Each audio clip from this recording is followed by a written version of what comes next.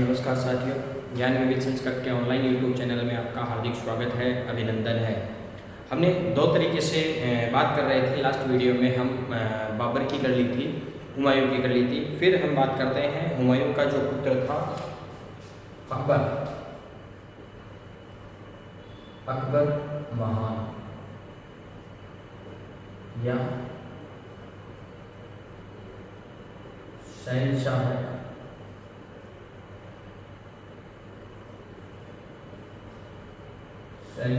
अकबर। देखो, दो तरीके से है अपने। एक तरीका अपना ये है कि जिसमें एनसीईआरटी बेस, और एक है अपना बेसिक। हालांकि देखो, अकबर कुछ सिलेक्टेड टॉपिक है, अशोक, गुप्त,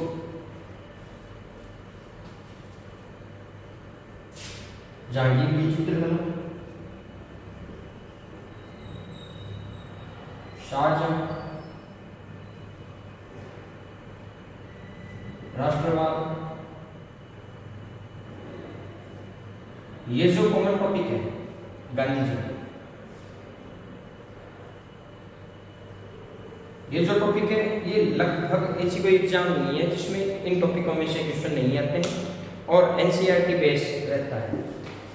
और इन टॉपिकों को हम ज़्यादा से ज़्यादा पढ़ें। अदरवाइज जो टॉपिक है अगर उनको हम कम भी पढ़ें तो हो सकता है अपना आराम से रिकवर कर सकते हैं, सिलेबस कवर कर सकते हैं।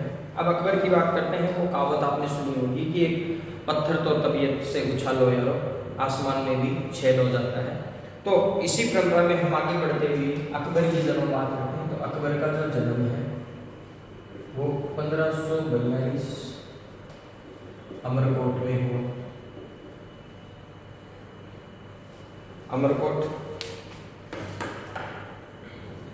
अमरकोट की राजा के यहाँ।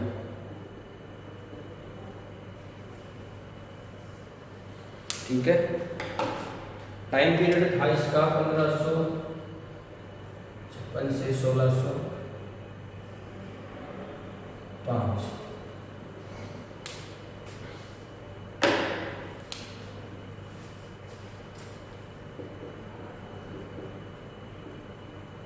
बेराम था,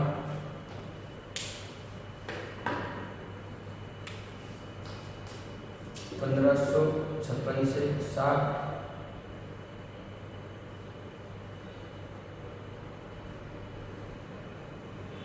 पानीपत का द्वितीय युद्ध, पानीपत का द्वितीय युद्ध।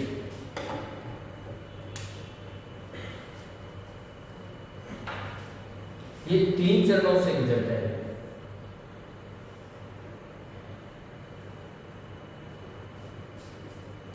ये है प्रथम चरण,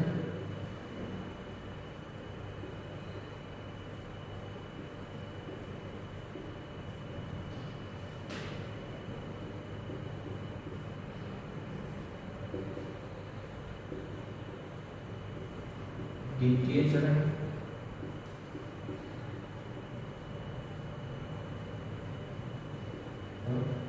तृतीय चरण।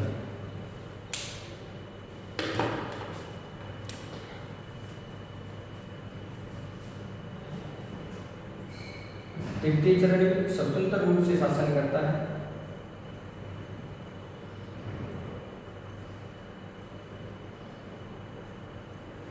द्वितीय चरण जो है इसमें धर्म या पेटीकोट सरकार,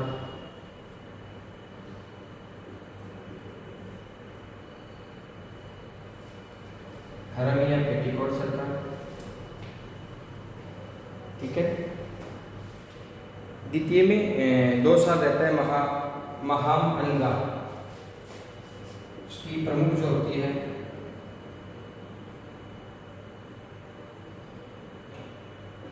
पंद्रह सौ 60 से 1562। ये 1562 से 1605। ये 3 चरणों में इसका शासन रहता है। इसके बाद में इसकी उपलब्धि,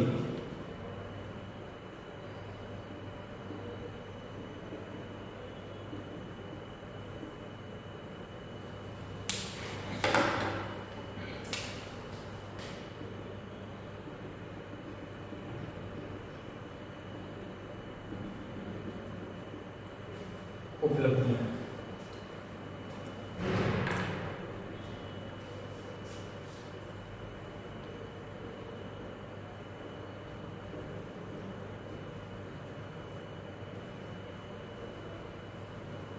राजनीतिक,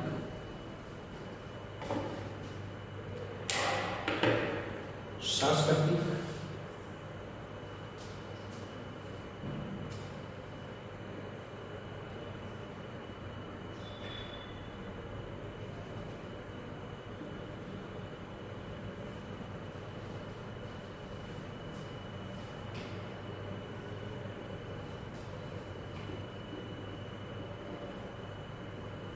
आर्थिक,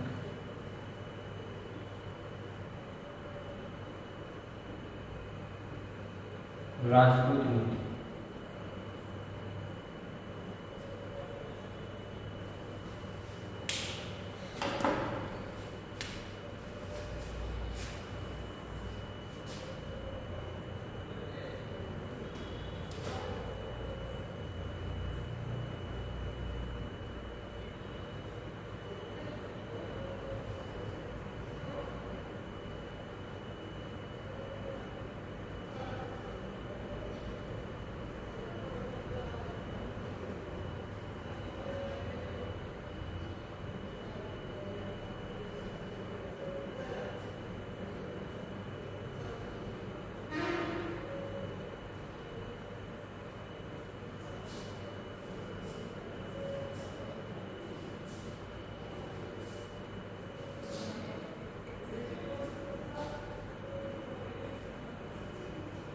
मजहर की घोषणा। राजनीतिक की अगर हम बात करते हैं तो मालवा विजय,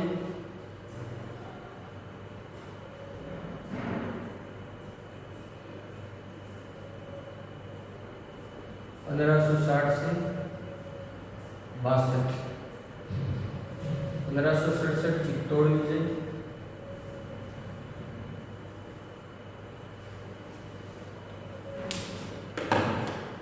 1564 हल्दी घाटी, सॉरी 1576 हल्दी घाटी, 1567 चित्तौड़,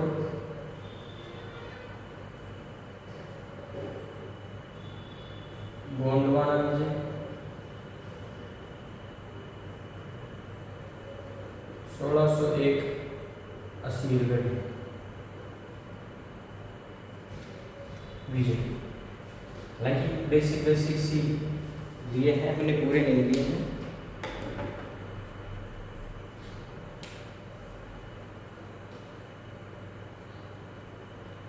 इबादत,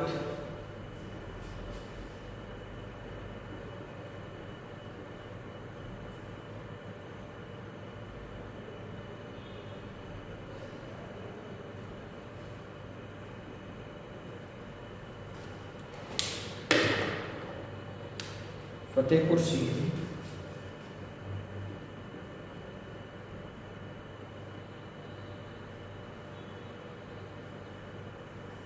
इबादत खाना की स्थापना जो है वो ये करता है 1575 में करता है। 80 में ये बंद हो जाता है। एक और क्वेश्चन, मजहर की घोषणा होगी और सभी धर्मों के लिए इबादत खाना 1578 में होगा।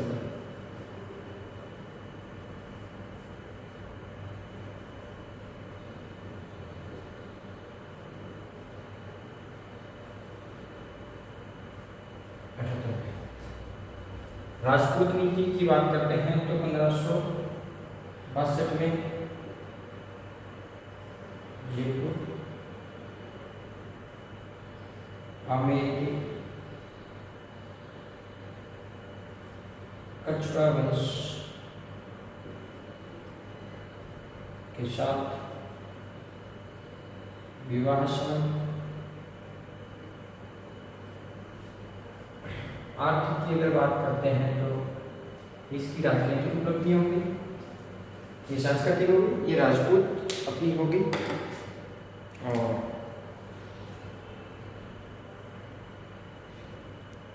मनसबदारी, वैशाला,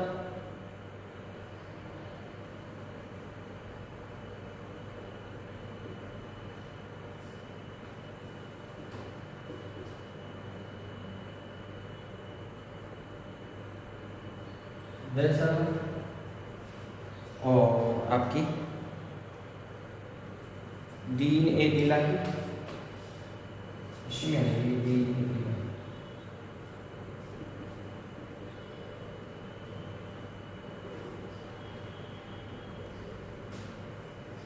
सुलह कुल की,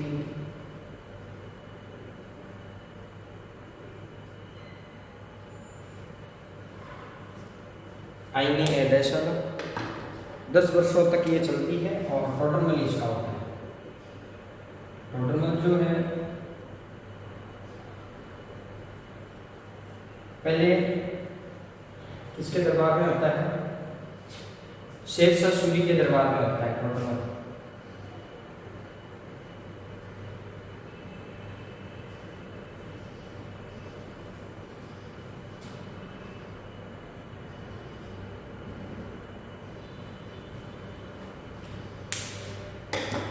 काबुल, कश्मीर और सिंध,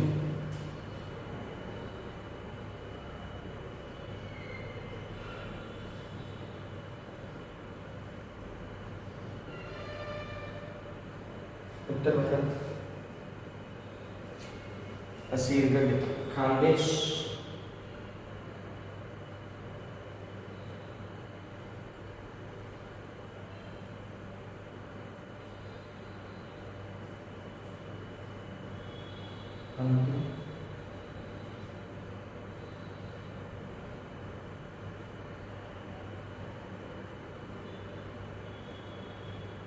पेचिश।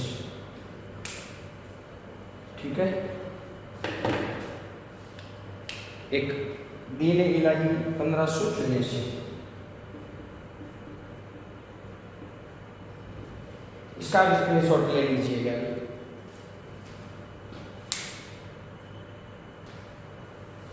ये देखिएगा, अकबर का जो जन्म है, मैंने बताया था कि हुमायूं जब अपना निर्वासित जीवन जी रहा था, भारत छोड़कर चला गया था, हिंदान के गुरु की बेटी हमीदा बानो बेगम से इसका विवाह होता है हुमायूं का।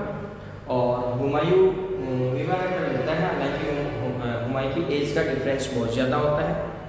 ये जब 34 हुमायूं जो होता है 34 साल की थी, और ये जो थी ये 16, 17, 18 साल की थी। ये एक बार तो विवाह के लिए कांपती रहती है, डर जाती है, क्योंकि उस समय ये नाबालिग एक बच्ची रहती है, लेकिन हरम की महिलाएं उसको ज़बरदस्ती तैयार कर लेती है। यहाँ की हुमायूं की हाइट अच्छी थी, ये हुमायूं के गले तक इसके हाथ भी नहीं पहुँच पाते हैं। ऐसी स्थिति में 1542 में यहाँ से जाता है तो अमरकोट का राजा होता है 20 साल। ये क्वेश्चन पूछा गया है। और राज्याभिषेक जो है इसका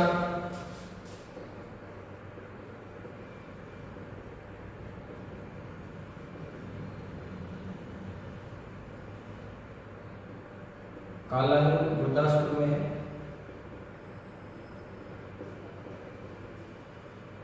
तेरह वर्ष 4 माह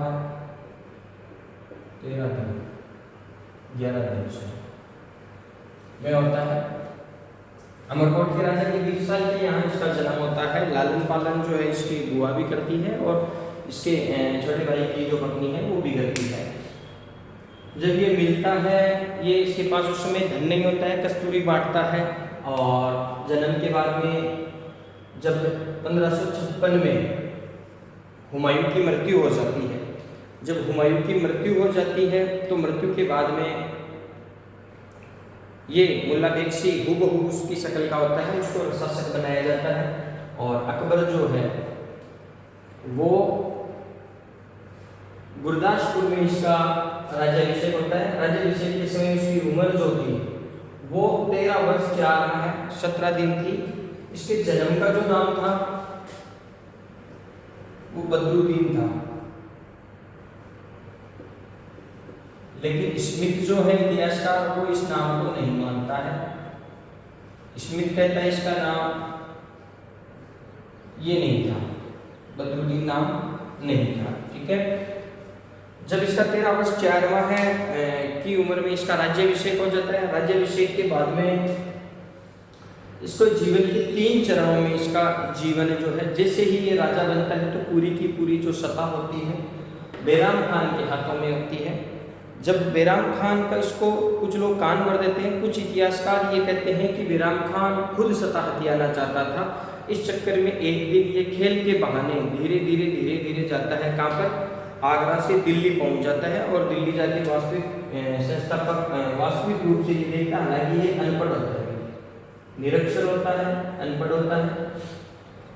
और 1556 से 60 के बीच बैराम खां का संरक्षण रहता है। वहां जाकर बैराम खां को हटा देता है। बैराम खां के सामने 3 ऑप्शन रखता है, या तो हज चले जाओ, या आंतरिक मामलों की का जिम्मा संभाल लो, या गुजरात चले जाओ। तिलवाड़ा का युद्ध होता है। तिलवाड़ा के युद्ध में बैराम खां हार जाता है, और बैराम खां हारने के बाद में बैराम खां जो है वो हज के लिए चला जाता है, और वहीं इसकी पाटन में हत्या कर दी जाती है, और वहाँ के जो सूफी होते हैं वो इसको दफना देते हैं बैराम खां को। जब ये बैराम खान के चंगुल से या उसके संरक्षण से मुक्त होता है तो महिला पेटीकोट सरकार या हरम दल का इसका अधिकार हो जाता है। 2 वर्षों तक ये चलता है, जिसमें महा, अनगा, जीजी अनगा जो होती है, धाई माँ होती है इसकी, और ये मरने के बाद में ये अपना मुंडन भी करवाता है। धाई माँ जब ये महा, अनगा जब खत्म हो जाती है तो ये अपने सर के पूरे बाल जो हिंदू रीति रिवाजों के अनुसार ये देता है। दूसरा चरण इसका माना जाता है 1560 से 62 तक। ये पूछते हैं कि कब से कब तक था, तो महा, अनगा प्रमुख थी, और उस समय की ये प्रमुख पीएम इसके चंगुल से ये मुक्त होता है, और तीसरे रूप में ये स्वतंत्र सत्ता संभाल लेता है 1562 से 1605। अब बात करते हैं कि इसकी पानीपत का तीसरा युद्ध भी होता है, 1556 में होता है। बैराम खान लड़ता है इसकी तरफ से, उधर से विक्रमादित्य लड़ते हैं हवाई नाम के अपने हाथी के साथ। बैराम खान से हेमू जो होता है वो अंतिम शासक होता है, और 14वां शासक होता है जो विक्रमादित्य की उपाधि भारत में धारण करता है। वह नमक का एक रेवाड़ी का नमक विक्रेता होता है। आदिल शाह सूर की ओर से वह लड़ता है।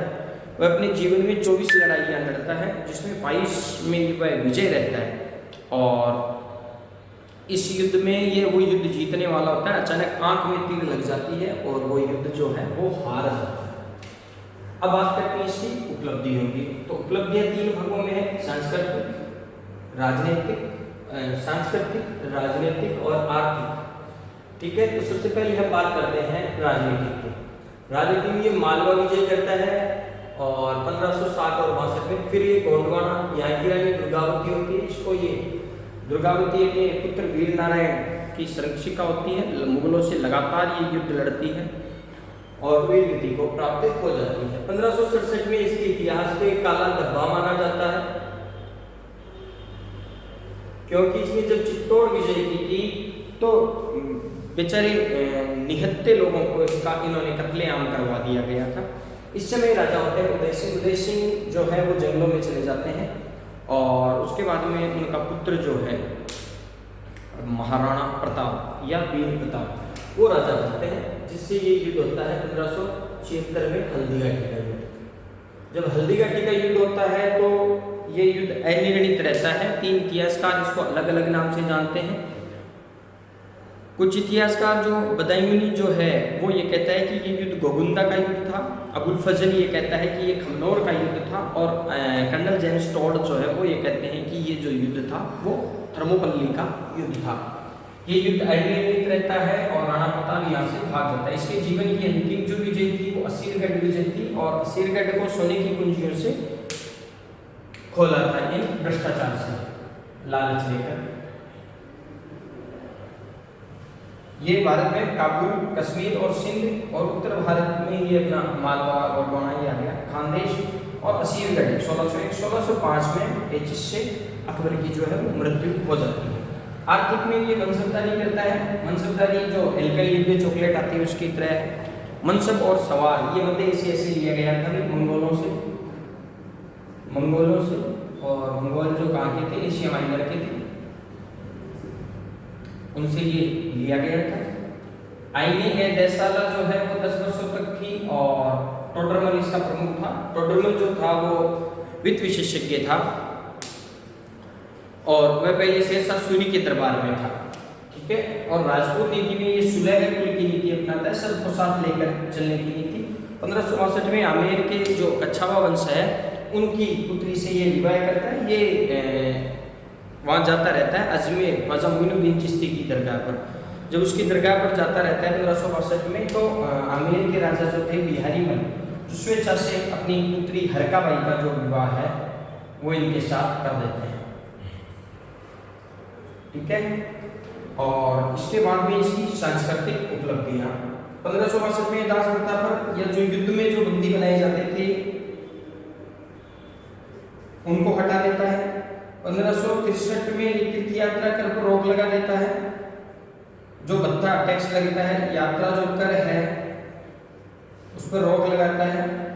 1564 में ये जो हिंदुओं से जो कर लिया जाता था जजिया कर वह हटा देता है। 1579 में ये मजहर की घोषणा करता है और इबादत खाने की स्थापना करता है जो 1575 में करता है। 1578 में सभी धर्मों के लिए खोल देता है और 1580 में ये बंद हो जाता है।